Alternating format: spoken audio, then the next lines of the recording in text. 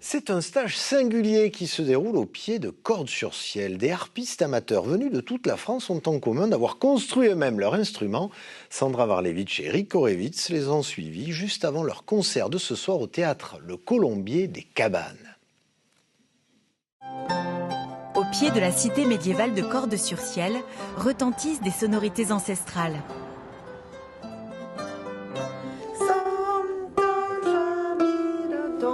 À la rigueur, vous ne faites pas le rédo pour l'instant.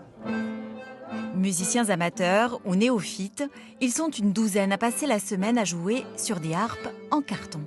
Le mot c'est décomplexer, relaxer, s'amuser en fait. Beaucoup de plaisir à partager. Tout en ils apprennent sans le savoir quoi. Cet instrument ne fait pas peur. Car cette harpe ne s'achète pas toute faite. On l'assemble soi-même lors de formation.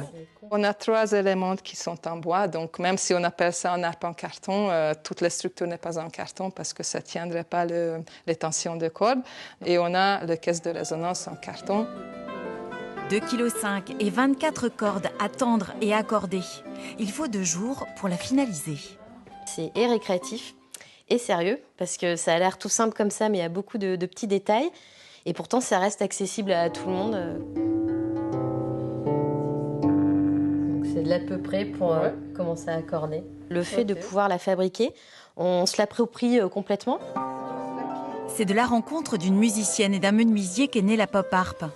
En 2016, l'invention gagne même un prix au concours Lépine. Sa vocation, démocratiser un instrument à l'image tenace. On a l'impression que c'est un peu inaccessible. Pas seulement parce que c'est un instrument grand, lourd et cher, mais aussi parce que c'est un instrument qui évoque quelque chose de difficile, salon, Marie-Antoinette et tout ça et tout ça. Et en fait, non, peut-être que toutes ces barrières, on peut petit à petit les repousser. La pop harp coûte 300 € et l'invention déclenche parfois des vocations. Je me suis lancée dans la fabrication de ma pop harp. Et puis petit à petit, j'ai fait des ateliers. Puis après, j'ai été m'inscrire au conservatoire et j'ai continué comme ça la harpe. Ça demande aussi beaucoup de travail, mais c'est vraiment hyper chouette. Improvisation, arrangement, ces rencontres sont l'occasion d'explorer une harpe simple au potentiel insoupçonné.